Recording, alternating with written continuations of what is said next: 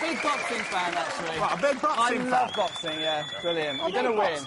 Yeah. Thank you very much. You're going to win? Yeah, definitely. Right. Well, listen, I'll put a few bob on you. It's like 80s pop sensation, you know. But I'll have you know that I'm still big, it's just the charts that got smaller. That's right, that's right.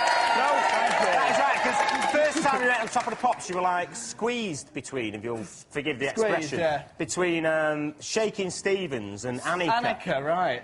You know what I mean? So things have changed a lot since then, haven't they? They have, yeah. Well, not too much, you know. Not too sophisticated, you know. But you did have, like, this image of being really debauched and everything and quite sleazy. I think that kind of got a bit blown up out of proportion. A few kind of stories went round the press and things. Some of them were kind of interesting. A few were true, a few were untrue, you know. But I don't know. I don't know what people got so outraged about, really. You know, a bit of old leather and a bit of tacky eyeliner, you know. I mean, if that's shocking, you know, if that shocks the nation, then we're in a bit of a poor state, I think, really. Do you think pop music has gone a bit squeaky clean nowadays?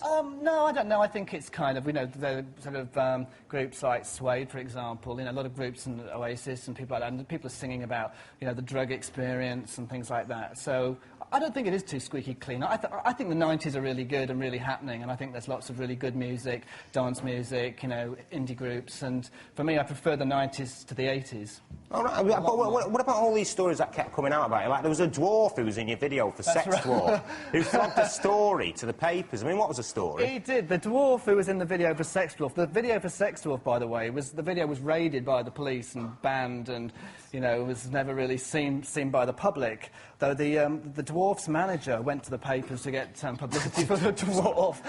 And, as you would. Yeah, of course, yeah. And then the next thing, it was like, apparently the dwarf was drugged and taken to a hotel room with lots of naked girls where I appeared with a whip and began to sort of whip them all, and, you know, it sounded great to me. I really wish I'd been there, you know.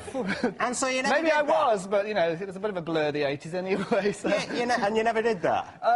As I say, I might have been there. Have you ever whipped anybody? I whipped a journalist once when he gave reviews of one of my albums, Torment and Toreros. I think he called it like a load of S&M-based rubbish or something, so I just came in and gave him a good lesson in S&M and the bullwhip and whipped him. Yeah, sadomasochism.